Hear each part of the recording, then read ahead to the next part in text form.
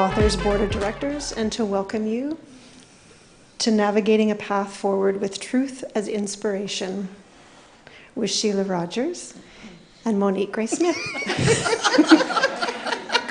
A dynamic duo I think we're in for.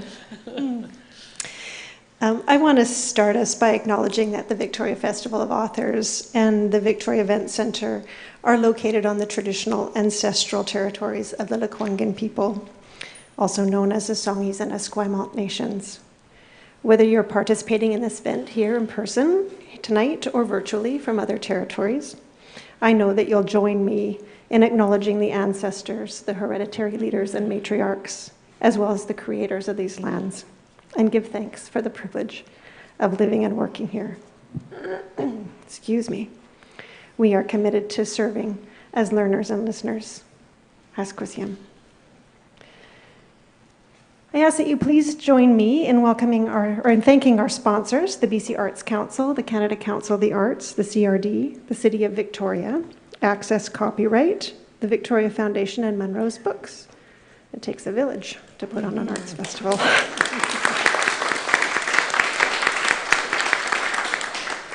And we want to give a special thanks to the Victoria Arts Council who've sponsored this event. Before we begin, I want to just let you know that there is no intermission during the event. Closed caption? Just thought I'd check before I advertised. If you are in need of closed captioning, it is being provided and you can access it through your phone or tablet. So if you need the Wi-Fi password and the URL for that, just give us a wave and someone will give you a hand. At the end of tonight's discussion, we hope that you'll visit Munro's book table. Sheila has curated a recommended reading list, and Munro's has compiled those books for you at the sales table. And if you purchase one of Monique's books, and why wouldn't you, she'll be available for signing. This event has been curated by Monique Gray-Smith. Monique is an award-winning, best-selling author with 8 books out that cover a broad spectrum of ages, topics, and emotions. Her most recent book is a picture book, I Hope, with Orca Book Publishers. And in November, her young adult adaptation of Braiding Sweetgrass by Robin Wall Kimmerer will be released. That's exciting. Monique is well known for her storytelling, spirit of generosity, and force of resilience. Please welcome Monique. Thank you.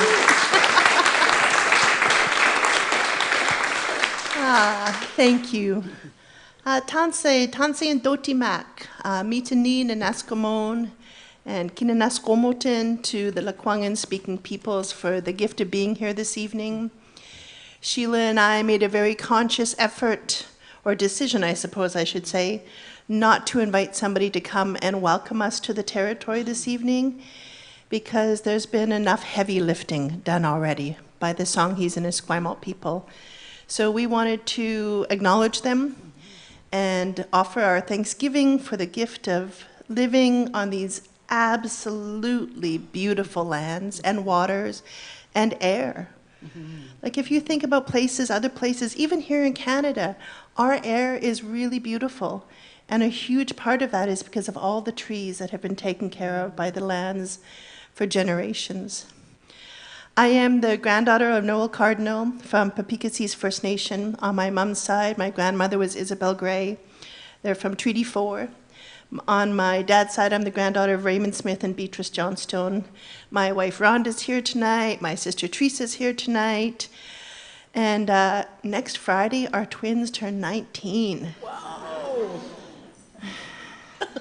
Yeah. I'm not really sure how I'm feeling about that.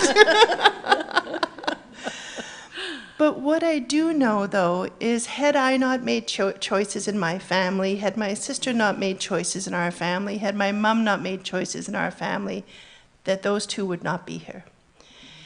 And this morning, I had the privilege I had been saying no to nothing for September 30th, except for the privilege of visiting with Sheila Rogers. I mean, who would say no to that?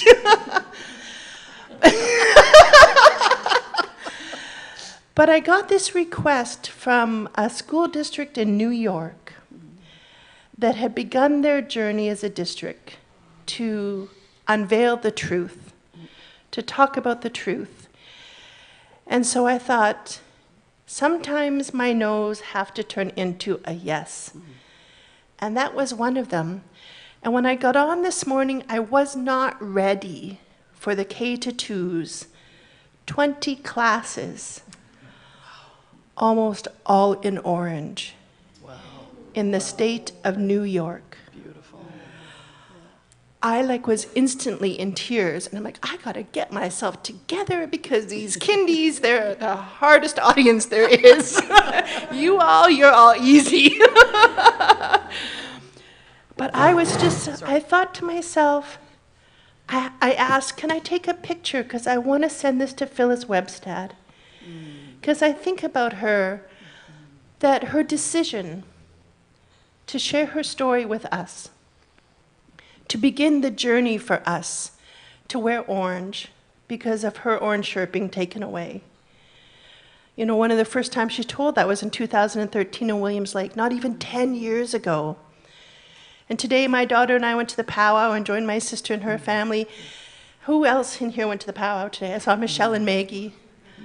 It was packed. I think there was at least 7,500 people there easily, if not more. It was awesome. You know, that goosebumpy awesome? That's how it was. Once I got over so many people being there.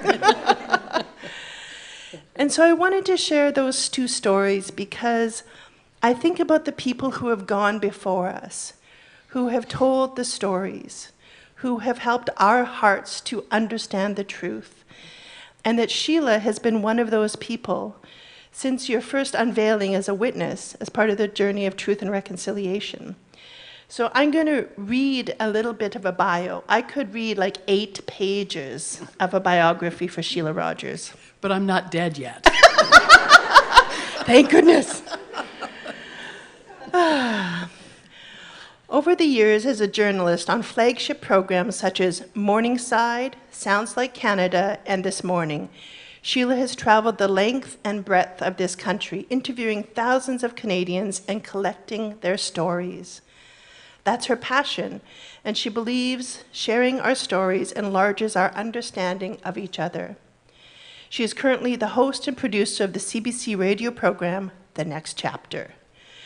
Devoted to Canadian writers and songwriters, she's received many awards for speaking publicly about her decades-long battle with depression. Sheila holds honorary doctorates, and I only listed a few of the universities here. From the University of Western Ontario, Mount Allison University in New Brunswick and Newfoundland, and Labrador's Memorial University, Carleton University, Queen's University, and the University of Manitoba, to name just a few. In 2011, Sheila was named an Officer of the Order of Canada, the country's highest civilian honor, for promoting Canada's rich culture, for her volunteer work in adult literacy, for fighting against the stigma of mental illness, and for pushing for reconciliation. She's the first ever ambassador at large for the Canadian Canoe Museum in Peterborough and sees the canoe as a beautiful symbol of a new relationship between Indigenous and non-Indigenous people. And closer to home here in our beautiful Victoria, she's been our beloved UVic Chancellor for 7 years and is a proud member of the Métis Nation of BC. Of BC or of Victoria? Or of both? Greater Victoria. Of Greater Victoria, thank you. Yeah, thank you. In the last few years, she's committed herself to working towards reconciliation from coast to coast to coast. She plans to devote herself to reconciliation for the rest of her life. She's proud to have been chosen as an honorary witness to the brave and essential work of the Truth and Reconciliation Commission of Canada. So I first met Sheila at the Vancouver airport. You know how people will say, oh, I know that voice. And what's that? I know that voice. That voice is familiar. I knew that voice. I had a self-published book at the time called Hope, Faith, and Empathy. And my friend Mary Gordon had said, send it to Sheila Rogers. And I'm like, are you kidding me? Send it to Sheila. She said, send it to Sheila Rogers. And you know when somebody really wise gives you advice, if you don't listen, you don't get to go back and ask for advice again. So I wanted that door to stay open. So I sent it to Sheila, got a very nice email back. And then I heard her in the Vancouver airport, and I went over, put on my big girl panties, went on over and introduced myself, and she knew who I was. She recognized the email, she recognized my name. And those moments when somebody who gets, I know you get brown envelopes every day, a lot of brown envelopes of books, for you to remember was probably one of the moments that changed the trajectory of my life. Because when we feel seen, when we feel valued, when we feel heard, things change for us. And I think that's part of the journey of truth and reconciliation. So at that time, I don't think you were an honorary witness, but you were already in that role of upholding the dignity of authors, especially Indigenous authors. So before we navigate a path forward, it's important, like really important, to think about the past. So I'd love if you shared with us, how did you become an honorary witness? Monique, thank you for your lovely welcome and acknowledgement of territory. And I would also like to say how grateful I am as a visitor to be living in the lands of the Lekwungen people, Songhees and the Esquimalt. And I grieve the years I grew up in Ottawa, not understanding the lands were the unceded territory of the Algonquin and Anishinaabe people. I wish I had known that as I blithely made my way through my life. I'm trying to catch up as I go. And I became an honorary witness because I have a very good friend, and her name is, at this point, Marie Wilson. This was before she was Dr. Marie Wilson, one of the 3 commissioners of the Truth and Reconciliation Commission.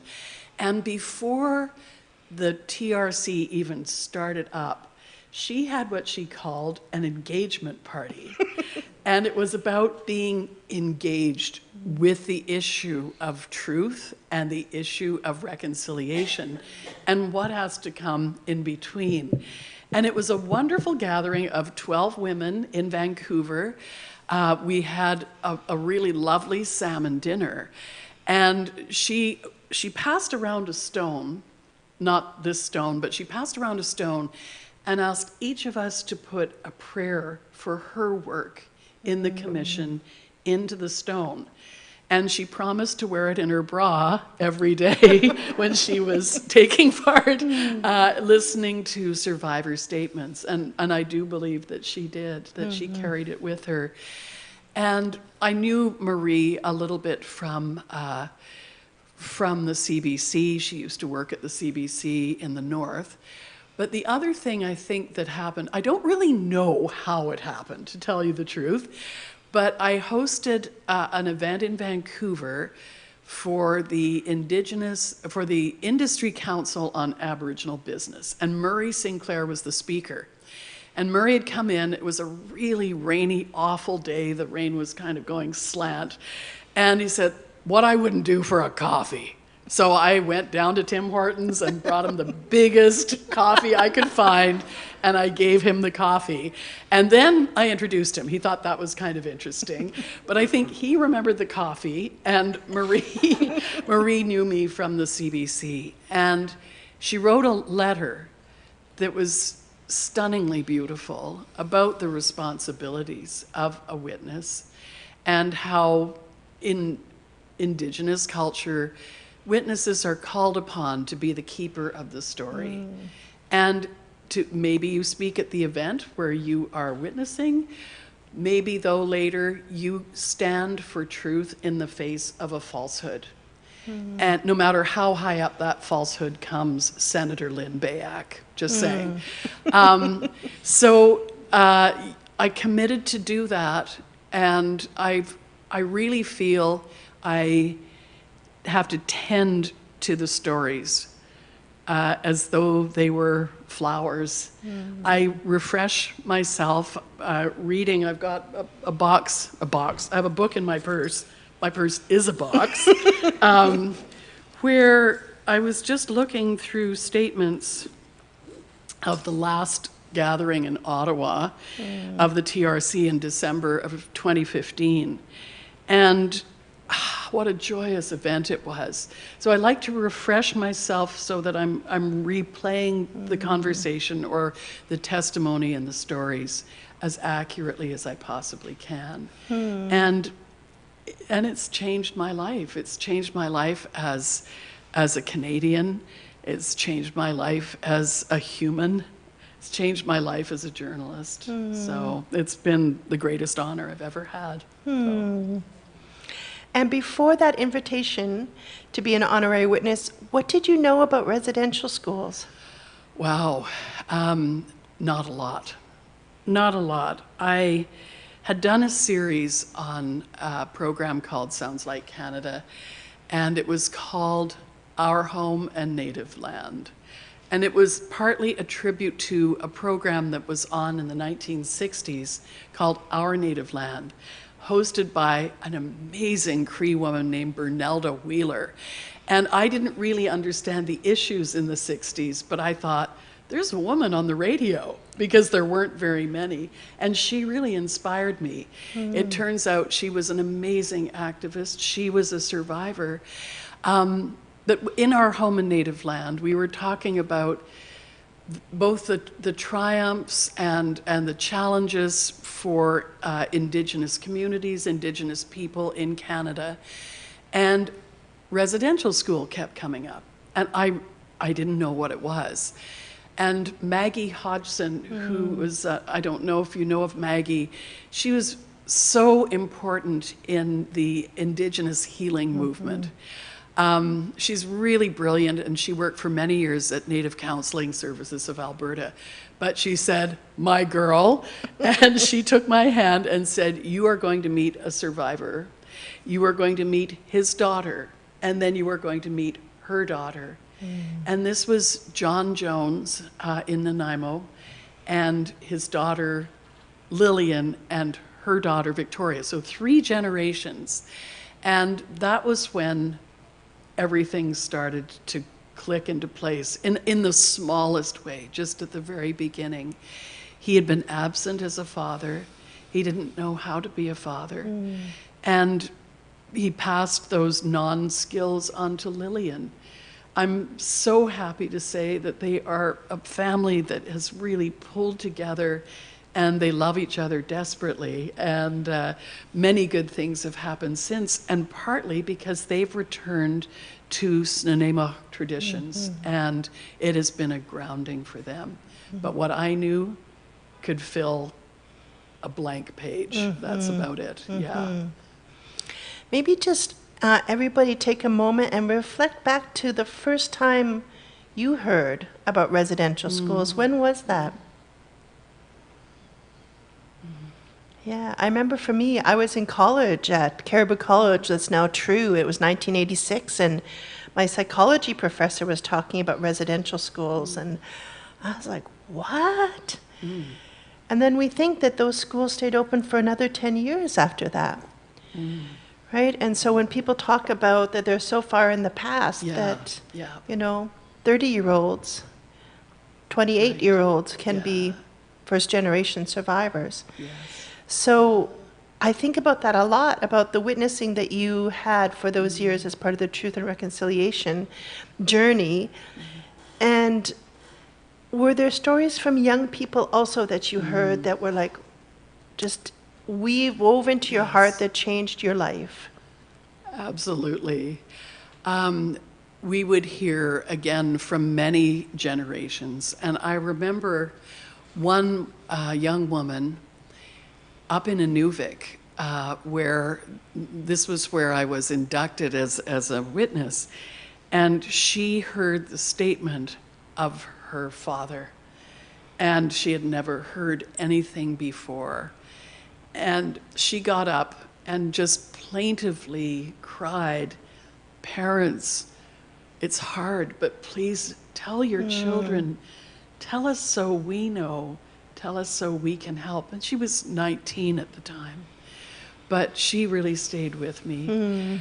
But I also remember seeing kids at Education Day in Vancouver. This would have been in September of 2013. And there were schools in this great big arena down at the PNE. And there was a kid who got up and he asked Chief Bev Sellers what was wrong with residential school. And she just said, everything. And he really stayed with me. He kept asking her questions, saying, well, what was it like then? And the more she talked, the more he said, that's so unfair. That's so awful. You were only 10 years old like me. And this, I think young people really see issues of justice so easily. They don't see the sort of fog and clouds around them, you know? And I'm sure this kid is doing something great now. But you know, Monique, one of the people I've met is not even someone I've met. He's in your book, Speaking Our Truth. And I'd love you to introduce this lovely young man. So in Speaking Our Truth, when I was writing it, I interviewed young people from across the country, but there was one young man who I met at Selkirk Montessori here in Victoria. And when I went to his house, I brought some peaches and some bannock, and we had a little feast at the table. And after about an hour, his mom said, okay, you can go visit with my boy now. So we went to the couch, and I asked him all the questions, the same questions for the young people, the survivors, intergenerational survivors. And the last question was always, what does reconciliation mean to you? And he had just turned 11 the day before. And he scooted his bum to the end of the couch and he rubbed his chin, and I was like, I'm sitting with a little old man. And this is what he says to me.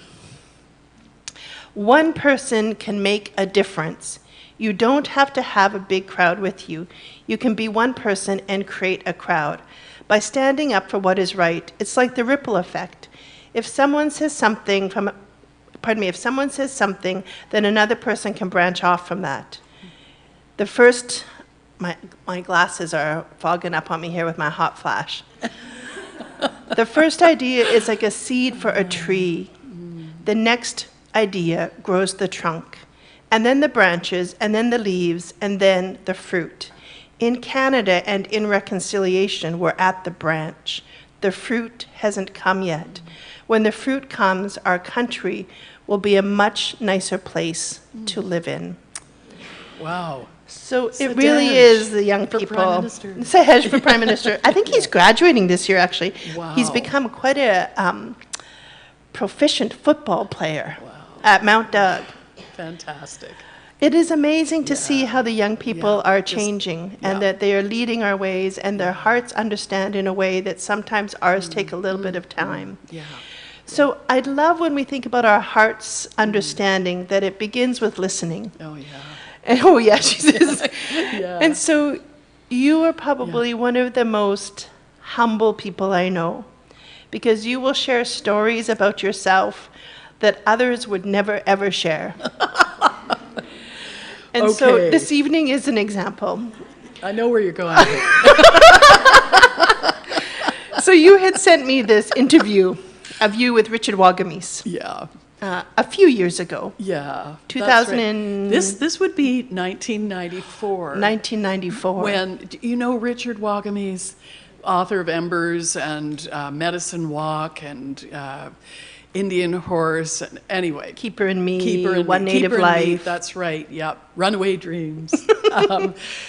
This was Keeper and Me, his first novel. And he came into the studio, and first of all, I didn't know how to say his last name because I'd never met him and I'd never heard it said. So I gave it my best Italian, and I called him Richard Wagamese. And he said, it's not Wagamese, it's Wag Amazing. And I just knew we would get along. But it's a miracle to me that we did become very close friends, chosen kin, in spite of this particular interview. And Peter, I'm going to play that first excerpt from Richard speaking. And it is an example of how not to listen to somebody. How much is Garnet you? Well, I think the essential spirit of Garnet Raven is the essential spirit of Richard Wagamese, but the skeleton of his story is based on what happened to me, but the fleshing out of that, of the narrative is all created or assumed from stories of other Native people I've met through my travels, people who've given me things about their growing up as a displaced person who I thought, this is too incredible to pass by. I want to use this at some time to make a better story.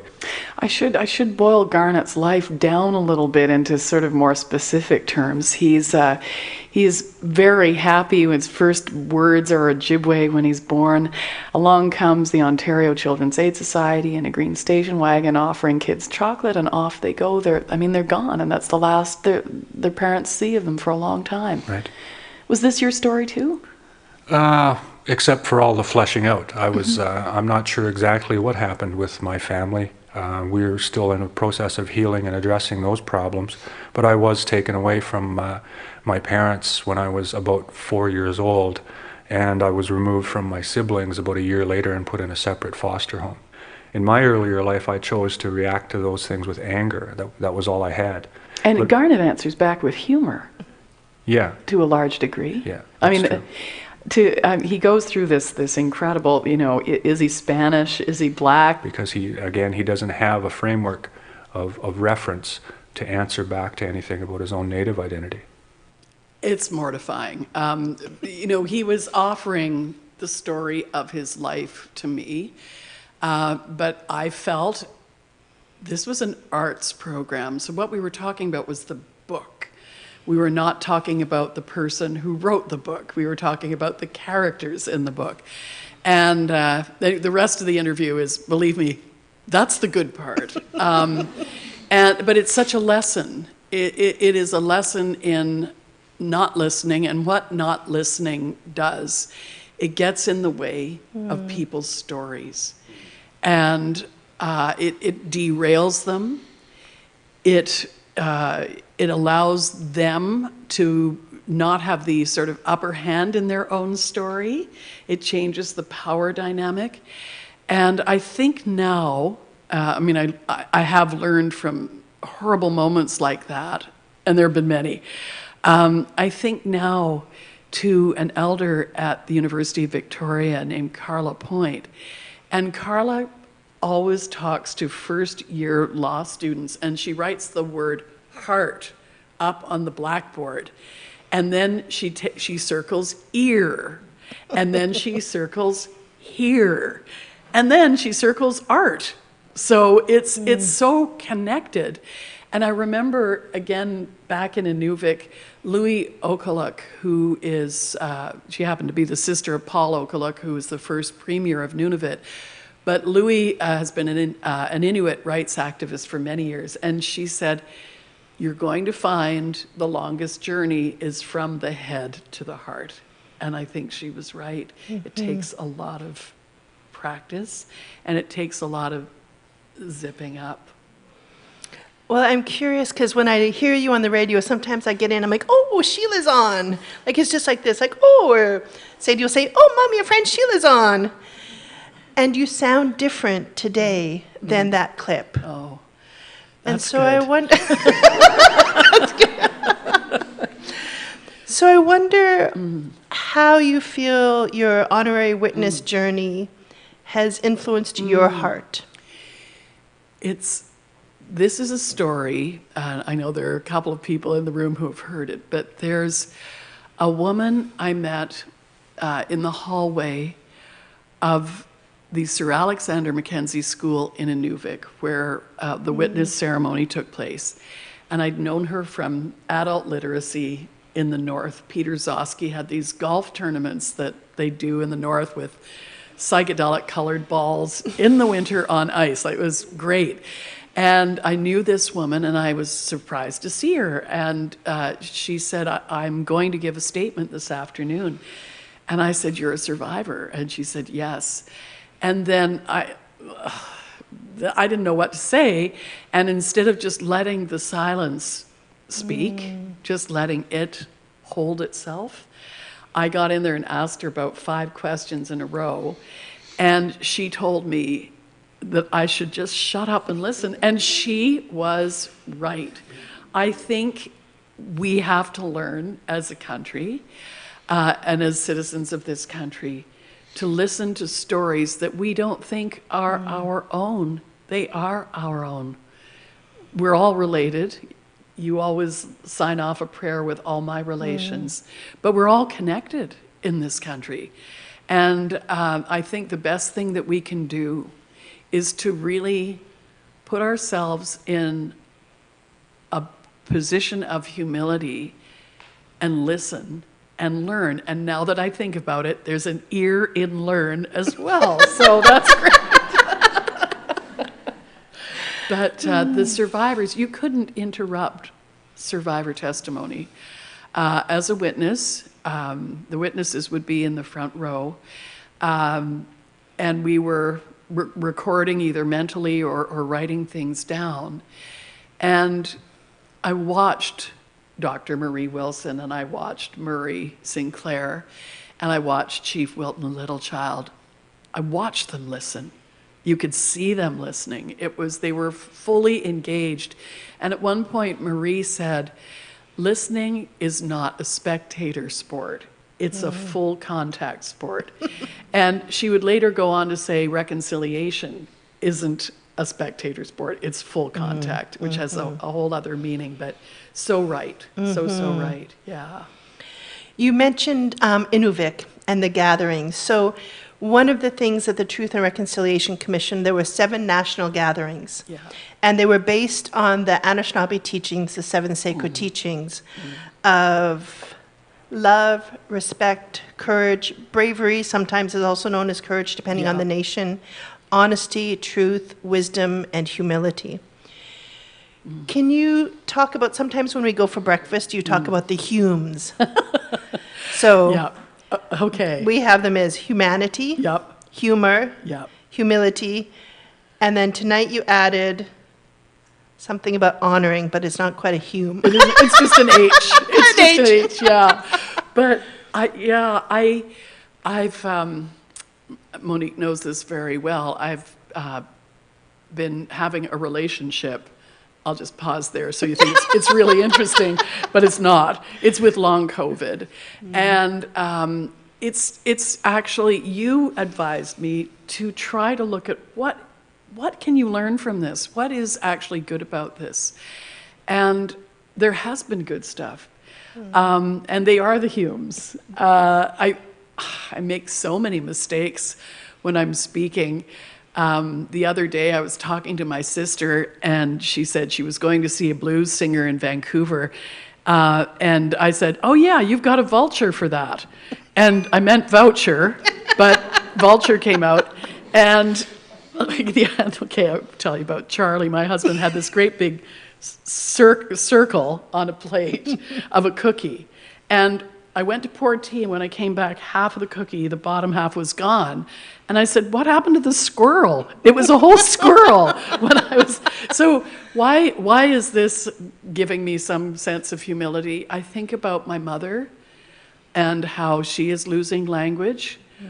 I think to the residential school students who weren't allowed to use their language, and how that became lost, and you search for words and you want the right word, but it doesn't come. And the humanity, well, I've just been lucky. If you see a blue CRV, license plate 292 CPW, get out of the way, because my reflexes just aren't what they were. So I drive very slowly, and well, humor, I hope that was funny,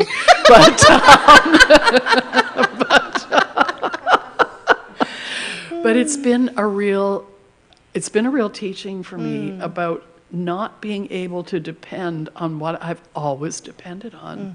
So when you think you've got it and you don't, life is very different. And that's just a small, small example.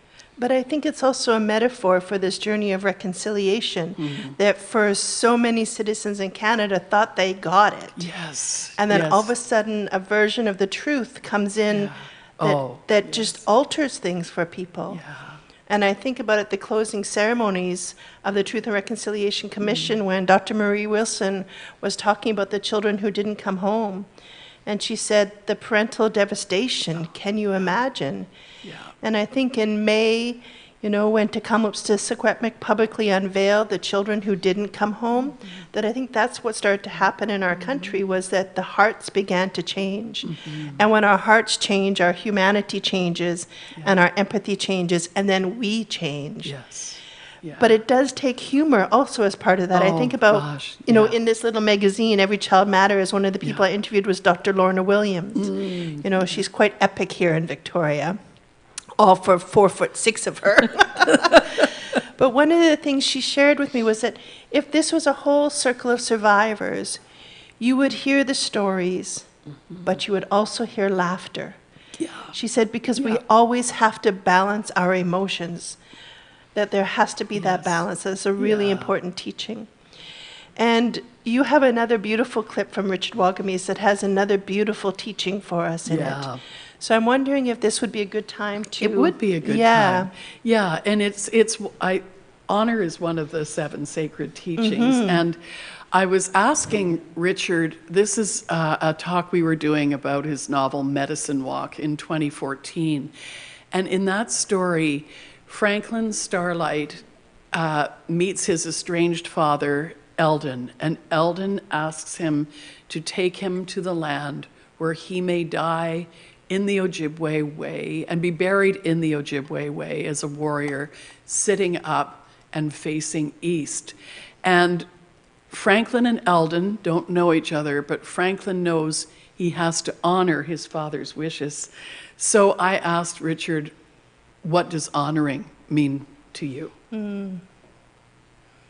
It means to embrace the dignity and the integrity and the spirit of somebody. And thankfully enough, you don't have to wait until someone passes in order to do that. You can do that every day. And I think in terms of our relationships with each other, as kin, as families, as members of communities and members of a country, we need to look at that teaching of honoring and follow it, practice it, because what we're building here is a community of people that includes every voice. And unity can't happen if exclusion is allowed to occur. And I think if we can get to that old teaching about honoring and caring for and nurturing the integrity and the idea of somebody, that we can start that process of including everybody. And you know, we had a little conversation last night about what's going to happen with the Truth and Reconciliation Commission once its mandate runs out. And I think that it's up to us to embrace what that commission did in its 5 years. And what it did was honor the integrity and the spirit and the vitality of those people who endured the residential school tragedy. And we need to do that. We need to include all the voices if we're going to build a better and stronger country. And honoring is about that. Honoring means inclusive. Honoring means hearing. Honoring means listening. Honoring means holding and hugging and helping to heal. And I think if we can learn to do that as people, then the mandate of the TRC will be in our hands and not in the hands of a government or an outside body. It'll be up to us as citizens to be able to do that for each other. Yeah. Good, eh? And I'm just going to say I didn't interrupt him.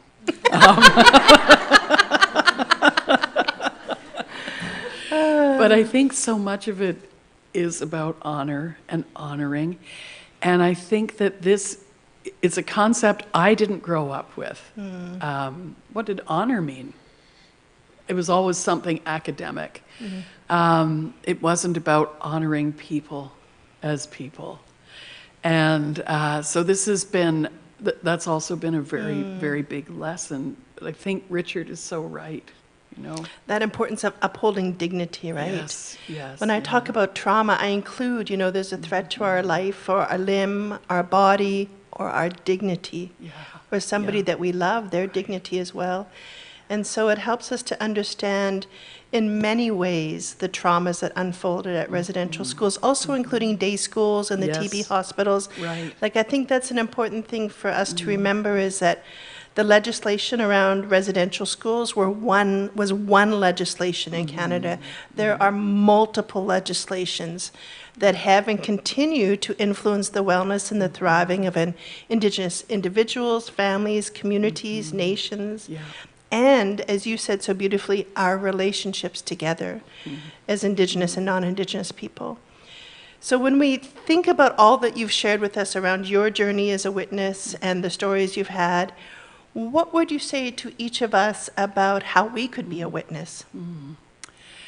I think the first thing is to show up. It thrills me to know that so many people came to Royal Athletic Park to the powwow today. I think that's just wonderful.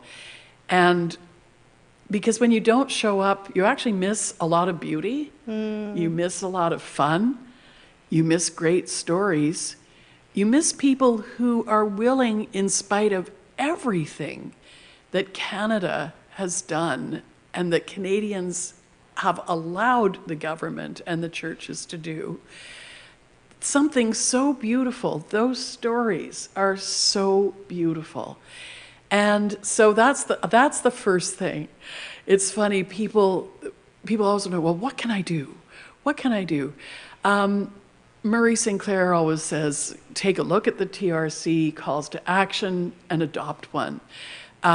You could take a look at the calls to justice from the Missing and Murdered Indigenous Women and Girls Inquiry, and adopt one of those and really follow it through and really chase the people who are going to enact the legislation, the curriculum, whatever it is, and bug them, really, really bug them.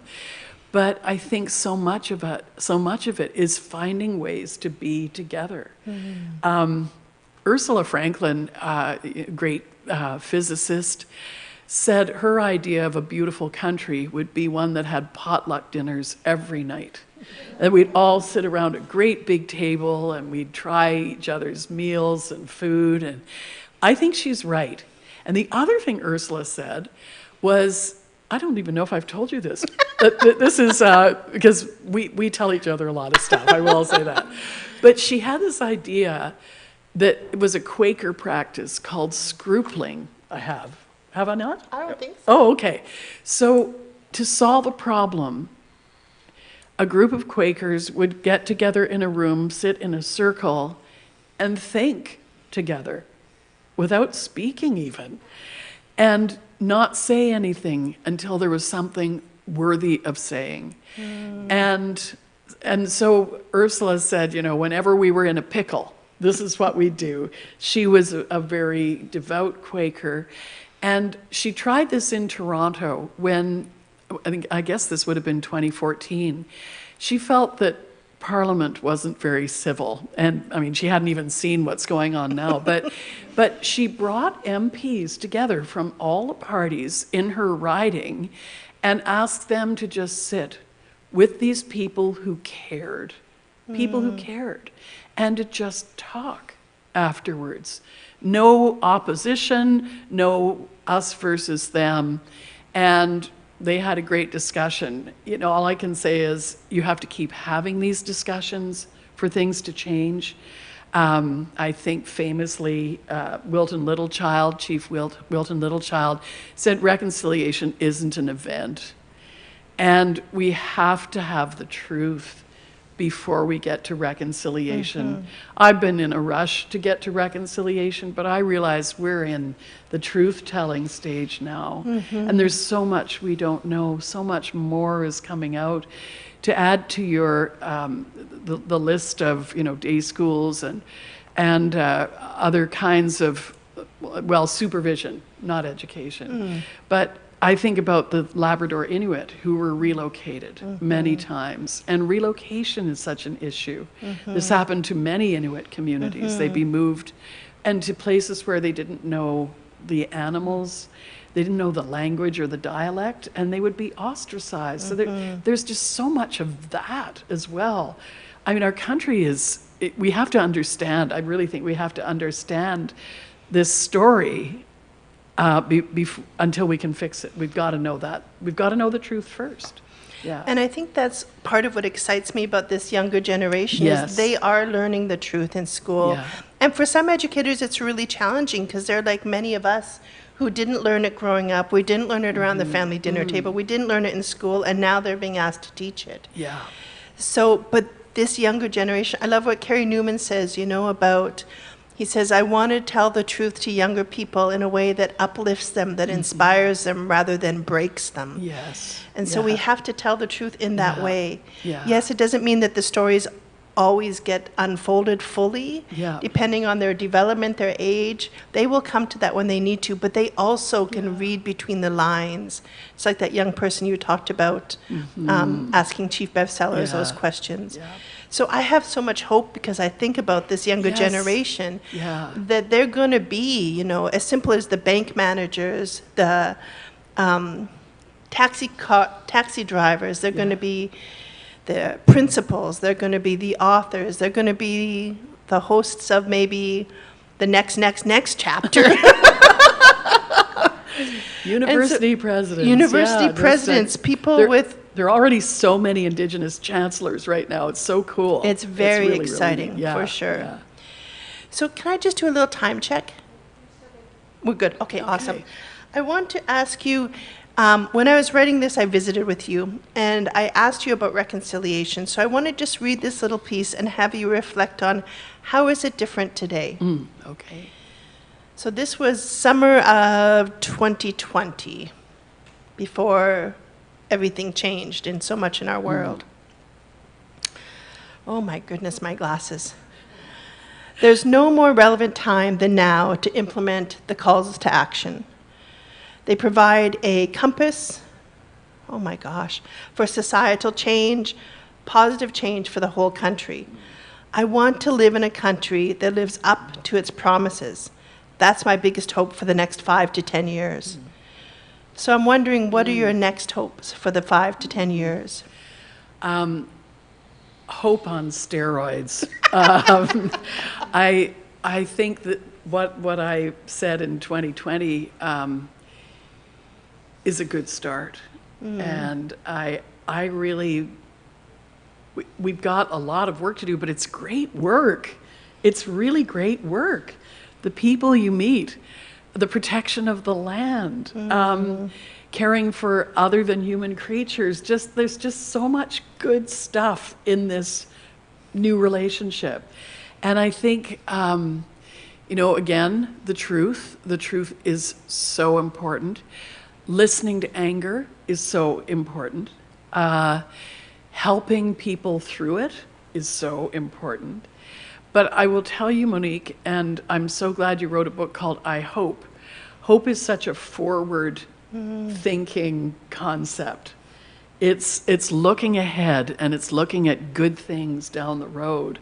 And you wrote this beautiful book called I Hope. And it's full of wishes for children, but everybody can relate to those good wishes that you have. And taking hope and really acting on it. Finding those ways. There are so many great books right now. Fiction, nonfiction, graphic novels, poetry, so many great movies. And by the way, I just think the CBC did a really good job today on Newsworld when all the programming was Indigenous, same with CBC Radio. And that's been a long time coming too. That without any apology, this was a day that these voices would be lifted up no matter what. And so, there are good things happening. And I think we have to keep pushing for it and like hammer away at it. My stepfather used to say, hammer away at it with love. And keep the flame keep a fire, keep a fire. Yeah. I think about hope in that way, right? Like, Yeah. it's believing that the future is better than what is today. Yeah. And then having the self-determination to begin to make steps to make that happen. Yeah. And when I think about history, that there were so many legislations for generations that didn't actually allow for self-determination. Yeah. That for some of us as Indigenous people, we're figuring out what does that mean to like be self-determined, to be in charge of my life Yeah. when the laws have been in charge of generations Right. for so long. Yeah. And so there's some trepidation, some fear to step out sometimes and to make Yeah. those changes. But I am excited. I do think there's change happening. But there's some days, Sheila, and I've said Oh, this to yeah. you, when like my hope is like not even in my pinky toe, like in the cuticle of my pinky toe. Yeah. But as Gloria Steinem says, we have to have hope or we're defeated before we even begin. Right. So we have to have hope. Yeah. Yeah. I'm curious, when we think about truth as part of the path forward, how do you see continued evolution of the truth for us? I think truth is something we have to embrace and not run away from and not pretend this isn't our country when it is. I keep thinking about that portrait of the fathers of Confederation. Couldn't there have been a mother in there, by the way? And like, where were the Indigenous people when these meetings were taking place? So I think you have to understand that truth, which has had very big arms into the present, tentacles even. But truth is the way forward. I was always in a rush to get to reconciliation, as I mentioned. And a friend of mine at the university said, no, we have to start with truth or there will be no understanding. And if you don't understand, you can't acknowledge. And if you can't acknowledge, you can't act. So it starts with truth.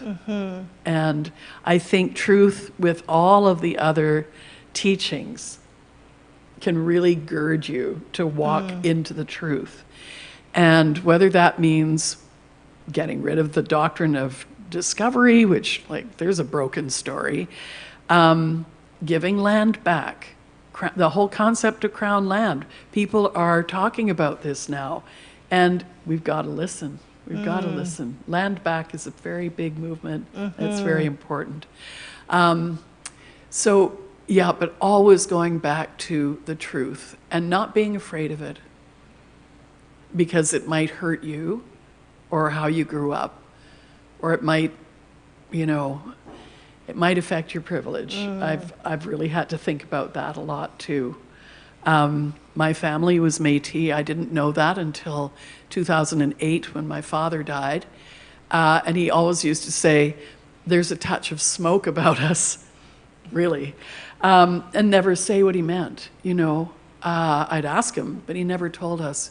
But he could pass, right? And that was a privilege.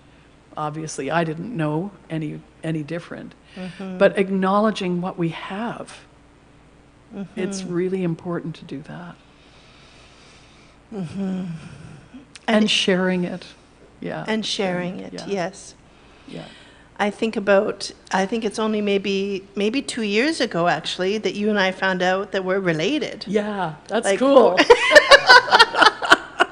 Like four Yeah. cousins back, but we're related. Yeah, yep. That means you're related to Murray Sinclair too. So that's awesome. Yeah. When I think about, the teaching to us from Dr. Lorna about the laughter, I'm curious about what brings you joy. Oh, there's so much. As we speak right now, on CBC television, there's a concert that took place at the National Arts Centre, and it's Buffy St. Marie, and she's surrounded by all these young artists, and they're so thrilled to be with her, and they're singing Buffy songs, and they're all just grooving together. What brings me joy are the great stories that are being told right now by Indigenous authors, composers, dancers, artists of all kinds. Again, just walking in my neighborhood today and seeing all these orange shirts, it made me weep. I've never seen this. And UVic the other day, well, it was yesterday, actually, there was just a sea of orange shirts. And even last year, there may have been half, but everybody was embracing it. So we've got a moment here, and I really hope we can use it. What brings you joy? Breakfast with you. Ditto. And then we always make the servers, they're like, oh, no, who's going to take those two today? Yeah, right. Because we're always asking, what's your name? And, what do you like? We have a conversation We with asked them to sit with us. My family. I'm very grateful my sister moved here, I guess maybe 4 years ago now, and quite often on Saturday mornings we get to have breakfast. Nice. Because we're the only ones up in our houses. Going on vacation with my wife, and I'm very aware that's a privilege, for sure. But because we have full lives, it's kind of one of the times where we just get to go, right, and connect in another way. Yeah. Working in my yard, in the garden, pulling up potatoes, taking the leaves off tobacco. Those bring me joy, for sure. When I'm writing a story and the characters are just like, let me in, I want to play. Yeah. I love that. Yeah. I love that ability to just go away and be in the story for a week or so. Yeah, lovely. It brings me like joy, like. And the other one is walking through Pacals. And I used to always say Pacals, but this woman, I was doing a session at the Saanich School District, and she said, in Sinchothan, we don't have an O sound, so it's Pacals. Okay. I was like, oh, I had not ever heard that before. Yeah. And we live so close to it, so I go in there, and literally like 20 steps in, I'm like, Yeah, everything drops. Yeah. the smell. And that's one of the beautiful things, is that first inch and a half of the forest floor is called humus. And when we smell it, not hummus like, the yummy Greek food, but hummus, it lowers the cortisol, the stress hormone in our brain, and increases the oxytocin. Wow. That's why, like, I'm in the forest, I'm like, oh yeah, I feel so good. Yeah. And without question, my children. Well, I should say my young adults. Yeah. Yes, right. Yeah. So I feel very blessed to have a lot of joy in my life, and to have the ability to cultivate that as Yes. well. Yeah. Yeah. I was going to ask you something before you asked me that. You turned the Oh, tables sorry. there. I can say one more thing Yeah, about please. what brings me joy is people working together. And this is a kind of circle I would actually draw myself. Yes. But it's so wonderful to be in community again. And that's something we missed so much during the big bad days of the pandemic. But that's a joyful experience. Yeah. And much gratitude to Laura from the Victoria Festival of Yes. Authors for us saying, could we do something other than being up on the stage? And this is a beautiful way to be together. And when you talked about the orange shirts and seeing the sea of orange this evening, I think again about Phyllis, right? And her sharing her story. And I wonder if she ever actually dreamt that things would be like they are. Yeah. Right? And so my invitation to you is kind of as we begin to come to close, is to think about what's your dream for this place we call Canada? And to then have those conversations with people. Because I think the more we can talk about the dreams we have for this place, for our common humanity, for our journey forward, the more it might actually happen. Yeah. So that's my invitation for you as we come to close this evening. And I'll just ask you, is there anything else you feel in your heart or your mind or your spirit that you'd like to share tonight before we close? There is. yesterday at the university, Ry Moran, who is really animating truth and reconciliation at the university, and he organized the Orange Shirt Day ceremony, and he quoted Dave Courchain. And Dave was an elder in Manitoba who started Turtle Lodge, which was a spiritual retreat for Indigenous people. And he was a wonderful, beautiful, wise, and very funny elder too. But Ry closed it off this way, and it's to remind ourselves to keep children in our vision, always, to keep our focus on children, because that's the future, and it's the next generation and the next generation. So what Dave said was, from the width and breadth of the universe, children, you are loved. From the width and breadth of the universe, children, you are remembered. So.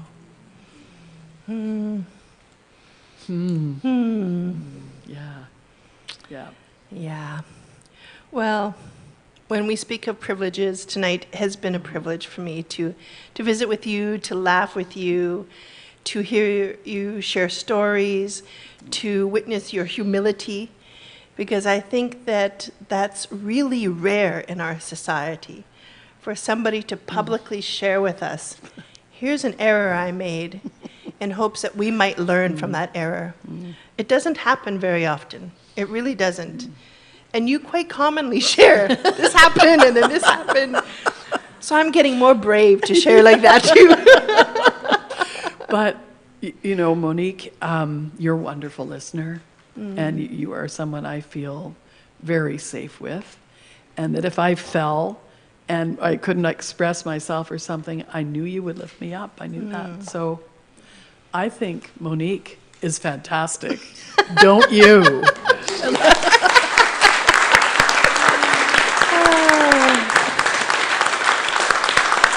thank you. Yes, thank you. So let's close like this evening. First of all, many, many blessings to you on your journey forward. And thank you for the years that you have listened when others weren't yet ready to listen.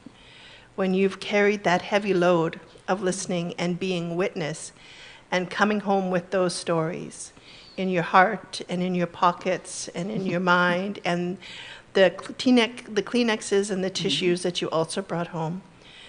So thank you for being witness. I have a gift for you that I had here in my tickle trunk. Do you see the brown bag? Oh, yes. Thank you. Oh, my. So there's a few things in there. Do you want me to... You can open if you'd like, for sure. Okay. Oh, a notebook. Love. Very important. I have so many of these, and I love them. There's a card. Should I keep that for later? Yeah, okay, I'll keep it for later. And, oh, beautiful. Some tobacco from the Thank you. backyard. Thank you. That's really lovely. And a thermos. Live your best life every day. When I think, if I'm Oprah, yes. Because you're kind of our, Canadian version of Oprah. That's hilarious. That's very funny. But I also so thank think you. that for me, that's part of the journey forward, is when we're witness to the stories, then we have a responsibility to live our best lives. Yeah. Because our ancestors, they gave so much for the privilege of us being here today. So it really calls on us then to live our best life as much as possible. And even if some days that means staying under the cover all day long. Yeah. Right? Because sometimes we have to replenish in order to come out, yet we see each other here. Yeah. Oh, thank you. Yeah. Thank you. So may there be beauty to the left of you. May there be beauty to the right of you. May there be beauty below you. May there be beauty above you. May there be beauty behind you, and may there be beauty in front of all of us.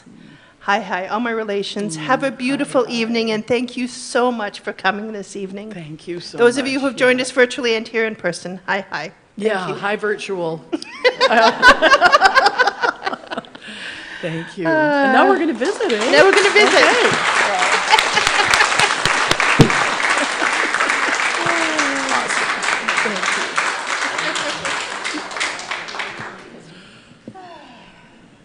Is this off? Not yet. Is mine on? Mine's on. So, thank you to everyone for coming and attending, and thank you so much to Sheila Rogers and Monty Grace Smith.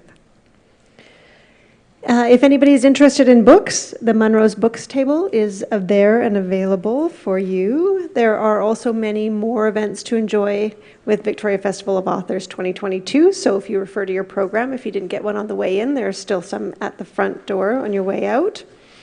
VictoriaFestivalofAuthors.ca, our website, features interviews with all of the authors that are participating this year, and it also offers a place for you to sign up to the newsletter so you can stay current with what we're up to. If you want to support the festival in other ways, please give us a like and a follow on Facebook, Twitter, and Instagram, and encourage your friends to attend events. You can also make a tax-deductible donation to the Victoria Festival of Authors through our website or on the VFA's page at Canada Helps. Your donations do help us keep VFA an engaging, accessible, and sustainable festival. So thank you all. Good night, and I hope we will see you again.